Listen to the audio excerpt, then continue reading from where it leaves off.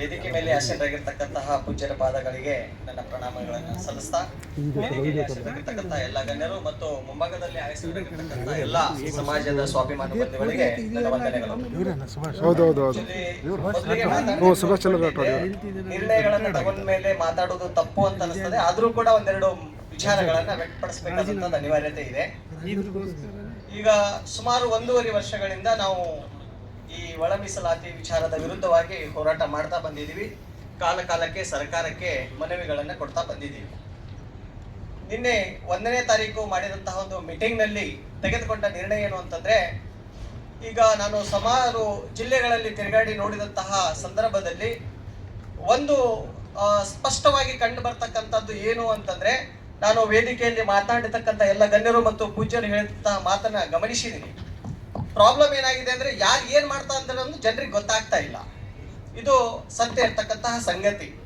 ಹೀಗಾಗಿ ಈ ಒಳ ಮೀಸಲಾತಿ ವಿಚಾರವಾಗಿ ಈಗ ನಾವು ಪ್ರಶ್ನೆಯನ್ನು ಮಾಡಿ ಏನ್ ಕ್ಲಾಸಿಫಿಕೇಶನ್ ಮಾಡಿದ್ರು, ಕ್ಯಾಬಿನೆಟ್ ಡಿಸಿಷನ್ ಏನ್ ತಗೊಂಡಿದೆ, ಈ ABC ಅನ್ನುವಂತ ಏನ್ ಕ್ಯಾಟಗರಿ ಮಾಡಿದೆ, ಇದು ಇರ್ಯಾಷನಲ್ ಇದೆ, ಇಲ್ಲಿಗಲ್ ಇದೆ ಅನ್ನುವಂಥದ್ದನ್ನ ಕೇಸ್ ಹಾಕಿರುವಂತಹ ವಿಷಯ ಸುಮಾರು ಜನರಿಗೆ ಗೊತ್ತಿರ್ಲಿಕ್ಕಿಲ್ಲ ಅಂತ ಭಾವಿಸ್ತೀನಿ.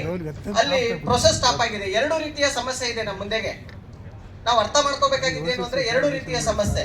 ಒಂದು 15% ಇಂದ 17 ಮಾಡಿರ್ತಕ್ಕಂಥದ್ದು, ಮುಂದೆ ಕಾನೂನು ತೊಡಕ್ ಬಂದಿರತಕ್ಕಂಥದ್ದು ಒಂದು ವಿಷಯ ಆದ್ರೆ, ಇನ್ನೊಂದು ಈ ಇರ್ತಕ್ಕಂತಹ 101 ಜಾತಿಯಲ್ಲಿ 3 ಭಾಗಗಳನ್ನಾಗಿ ವಿಂಗಡಣೆ ಮಾಡಿರ್ತಕ್ಕಂಥದ್ದು ಕಾನೂನು ಬಾಹಿರ ಎಲ್ಲರಿಗೂ ಗೊತ್ತಿರ್ತಕ್ಕಂಥದ್ದು. ಈಗ ನಾವು ಫೋಕಸ್ ಕೊಡ್ತಾ ಇರ್ತಕ್ಕಂಥದ್ದು ಯಾರು, ಈಗ ನಿರ್ಣಯ ತಗೊಂಡಾಯ್ತು 17% ನಾವು 9ನೇ ಶೆಡ್ಯೂಲ್ ನಲ್ಲಿ ಹಾಕ್ಸ್ಲಿಕ್ಕೆ ಪ್ರಯತ್ನ ಮಾಡಬೇಕು ಅನ್ನುವಂಥದ್ದು ಅದು ಸ್ವಾಗತಾರ್ಹನೇ. ಯಾಕಂದ್ರೆ ಇದರಿಂದ ನಮ್ ಬೆನಿಫಿಟ್ಸ್ ಆಗ್ತಾ ಇದೆ. ನಾನು ಕೂಡ ಸೀನಿಯರ್ ಕೌನ್ಸಿಲ್ ಜೊತೆಗೆ ಡಿಸ್ಕಸ್ ಮಾಡಿದಾಗ ಪ್ರಶ್ನೆ ಏನ್ ಬಂತು ಅಂತಂದ್ರೆ, 15% ಇಂದ 17 ಮಾಡಿರೋದ್ರಿಂದ ನಿಮ್ಮ ಸಮುದಾಯಕ್ಕೆ ಏನಾದ್ರೂ ಲಾಸ್ ಇದೆಯಾ ಅಂತ. 101 ಜಾತಿಗಳಿಗೆ ಅದು ಯಾರಿಗಾದ್ರೂ ಸಿಗ್ಲಿ, ಬಟ್ ಲಾಸ್ ಏನಾದ್ರೂ ಆಗ್ತಾ ಇದೆ ಅಂತ ಪ್ರಶ್ನೆ ಬಂತು. ಅವಾಗ ನಾವು ಅದನ್ನ ಪ್ರಶ್ನೆಯನ್ನ ನ್ಯಾಯಾಲಯದಲ್ಲಿ ಚಾಲೆಂಜ್ ಮಾಡ್ಲಿಲ್ಲ. ಮತ್ತೆ ಬೇರೆ ಇನ್ನೊಂದು ಪ್ರಕರಣಗಳಲ್ಲಿ ಬೇರೆಯವರು ಚಾಲೆಂಜ್ ಮಾಡಿದ್ದಿದೆ. 17 ಆದ್ರೆ ನಮ್ ಬೆನಿಫಿಟ್ ಆಗತ್ತೆ. ಈಗ ಒಳ ಮೀಸಲಾತಿ ಅನ್ನುವಂತ ವಿಷಯ ಏನು ಬಂತಲ್ಲ, ಈಗ ಸ್ಥಗಿತ ಆಗಿದೆ, ಹಳೆ ಪದ್ಧತಿ ಬಂದಿರತಕ್ಕಂಥದ್ದು ಒಳ್ಳೆಯ ವಿಚಾರ ಇದೆ. ಬಟ್ ಈಗ ಯಾಕ್ಟಿಗೆ ಸಹಿ ಮಾಡಿರುವಂತದ್ದು ನಾಳೆ ಅದು ನೋಟಿಫಿಕೇಶನ್ ಆಗಿ ಬಂದಾದ ಮೇಲೆ ನಾವು ಹೋರಾಟಕ್ಕೆ ಇಳಿಬೇಕಾ ಅಥವಾ ಈಗಲೇ ಹೋರಾಟ ಮಾಡ್ಬೇಕನ್ನುವಂಥದ್ದು ನಿರ್ಣಯ ತಗೊಳ್ಳೋದು ಉತ್ತಮ ಅನ್ನುವಂಥದ್ದನ್ನ ನನ್ನ ಒಂದು ಅಭಿಪ್ರಾಯ. ಈ ನಿಟ್ಟಿನಲ್ಲಿ ನಾನು ಈಗಾಗಲೇ ಒಂದು ಬಂಜಾರ ಭೂಮಿ ಕೊರ್ಚಾಕೊರ್ಮ ಕ್ಷೇಮಾಭಿವೃದ್ಧಿಗಳ ಸಂಘದ ವತಿಯಿಂದ ನಾಳೆ 6ನೇ ತಾರೀಕಿಂದ ಬೀದರಿಂದ ಪ್ರಾರಂಭ ಮಾಡಿ ಬಿಜಾಪುರ, ಬಾಗಲಕೋಟೆ, ಗದಗ, ಧಾರವಾಡ, ಹಾವೇರಿ, ಕೊಪ್ಪಳ ಮತ್ತೆ ಯಾದಗಿರಿಗೆ ಬಂದು 10 ದಿನದ ಒಂದು ಜಿಲ್ಲಾವಾರು ಸಭೆಗಳನ್ನ ಮಾಡಬೇಕು. ಈ ನಿಟ್ಟಿನಲ್ಲಿ ಜನರಿಗೆ ಅವೇರ್ನೆಸ್ ಅನ್ನ ಮೂಡಿಸಬೇಕು ಮತ್ತು ಯುನಿಟಿಯನ್ನ ಮಾಡಬೇಕು. ಮುಂದಿನ ನಮ್ಮ ನಡೆ ಹೇಗಿರ್ಬೇಕು ಅನ್ನುವಂತ ಒಂದು ಯೋಚನೆಯನ್ನ ಮಾಡ್ಕೊಂಡು ಒಂದು ಸಿದ್ಧತೆಯನ್ನ ಮಾಡ್ಕೊಂಡಿದ್ದೀನಿ.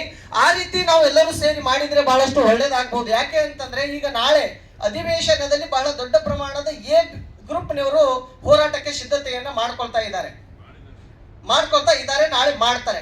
ಅಂತ ಸಂದರ್ಭದಲ್ಲಿ ನಮ್ಮ ಒಂದು ಸ್ಟ್ಯಾಂಡ್ ಏನು, ನಾವು ಮನೆಯಲ್ಲೇ ಕೂತ್ಕೊಳ್ಳೋಣ, ಬೀದಿಗೆ ಇಳೋಲ್ವಾ, ಅವೇರ್ನೆಸ್ ಪ್ರೋಗ್ರಾಮ್ಗಳನ್ನ ಮಾಡ್ಕೊಂಡು ಸಿದ್ಧತೆಯನ್ನ ಮಾಡ್ಕೊಳ್ಳೋಣ ಅನ್ನುವಂಥದ್ದಿದೆ. ಈ ನಿಟ್ಟಿನಲ್ಲಿ ಒಂದು ವಿಚಾರ ನಾನು ವ್ಯಕ್ತಪಡಿಸ್ತೀನಿ. ಈಗ ನಾನು ಅಲ್ಲಿ 6ನೇ ತಾರೀಕಿಂದ 10ನೇ ತಾರೀಕಿಗೆ ಏನು ಶೆಡ್ಯೂಲ್ ಅನ್ನು ಹಾಕೊಂಡಿದ್ದೀವಿ, ಈ ಭಾಗದಲ್ಲಿ ಅಂದ್ರೆ ಬಾಂಬೆ ಕರ್ನಾಟಕ, ಹೈದರಾಬಾದ್ ಕರ್ನಾಟಕ 2 ವಿಭಾಗಗಳನ್ನ ಅಲ್ಲಿ ಮುಗಿತದೆ. ಈ ಭಾಗದಲ್ಲಿನೂ ಕೂಡ ಆ ರೀತಿ ಮಾಡಿಕೊಂಡು ನಾವು 10ನೇ ತಾರೀಕಿಗೆ ದೊಡ್ಡ ಪ್ರಮಾಣದ ಒಂದು ಸಮಾವೇಶ 4-5 ಭಾಗಗಳಲ್ಲಿ ಎಲ್ಲ ವಿಚಾರವನ್ನ ಪ್ರಸ್ತಾಪ ಮಾಡಿ, ನಮಗೆ 17% ಬೇಕು, ಬಟ್ ಒಳ ಮೀಸಲಾತಿ ಬೇಡ, ಈ ಎಲ್ಲ ಪ್ರಾಬ್ಲಮ್ ಸಾಲ್ವ್ ಆಗುವವರೆಗೆ ಹಳೆ ಪದ್ಧತಿನೇ ಪ್ರಾರಂಭ ಆಗ್ಬೇಕು ಅನ್ನೋ 3 ಘೋಷಣೆಯೊಂದಿಗೆ ನಾವು ಹೋದ್ರೆ ಬಹಳಷ್ಟು ಒಳ್ಳೇದಾಗಬಹುದು ಅನ್ನುವಂತ ಒಂದು ವಿಚಾರವನ್ನ ನಾನು ವ್ಯಕ್ತಪಡಿಸ್ತಾ ಇದ್ದೀನಿ. ಈ ವಿಚಾರವನ್ನ ಇವತ್ತು ಇಲ್ಲಿ ಸಭೆಯಲ್ಲಿ ನಿರ್ಣಯ ಕೈಗೊಂಡು ಆಕ್ಷನ್ ಪ್ಲಾನ್ ಹೇಳ್ತಾ ಇದ್ದೀರಿ, ಅದರಲ್ಲಿ ಇದನ್ನೊಂದು ಕನ್ಸಿಡರ್ ಮಾಡಿ ಅವೇರ್ನೆಸ್ ಮಾಡೋದು ಕೂಡ ಬಹಳಷ್ಟು ಅವಶ್ಯಕತೆ ಇದೆ ಅಂತ ನನ್ನ ಅಭಿಪ್ರಾಯ ಇಷ್ಟೇ.